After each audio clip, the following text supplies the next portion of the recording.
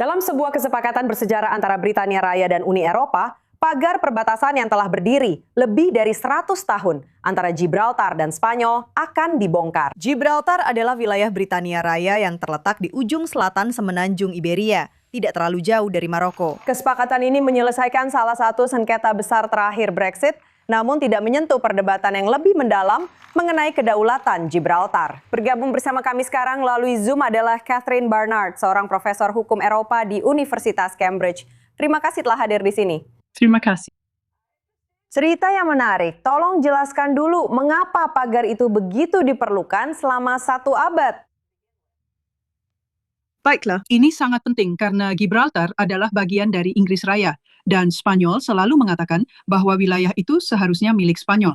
Secara geografis itu masuk akal, tapi warga Gibraltar mengatakan tidak. Kami ingin tetap beridentitas Britania. Dan memang dalam referendum Brexit, mereka memilih 95% untuk tetap di Uni Eropa, tetapi mereka tetap ingin menjadi bagian dari Inggris Raya. Jadi selalu ada ketegangan antara Spanyol dan Britania Raya. Dan perjanjian ini belum menyelesaikan ketegangan tersebut. Jadi pertanyaannya adalah, dengan semua orang yang bisa melewati sana, maksud saya apakah keberadaan pagar itu menimbulkan masalah?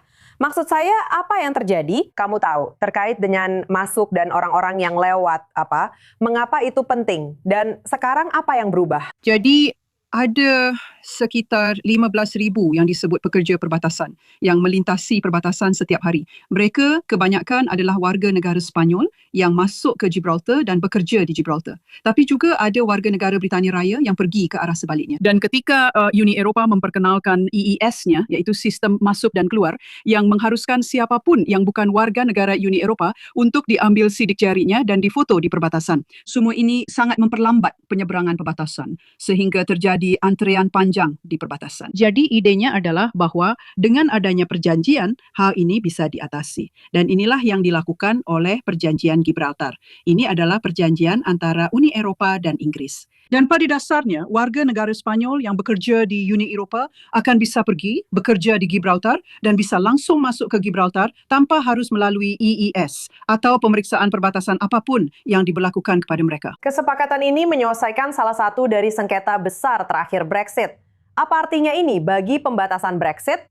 Jadi ini sangat penting. Gibraltar tidak termasuk dalam perjanjian perdagangan dan kerjasama. Itu adalah perjanjian antara Inggris dan Uni Eropa. Jadi harus ada perjanjian terpisah antara Inggris dan Uni Eropa mengenai Gibraltar. Dan itulah yang terjadi di sini.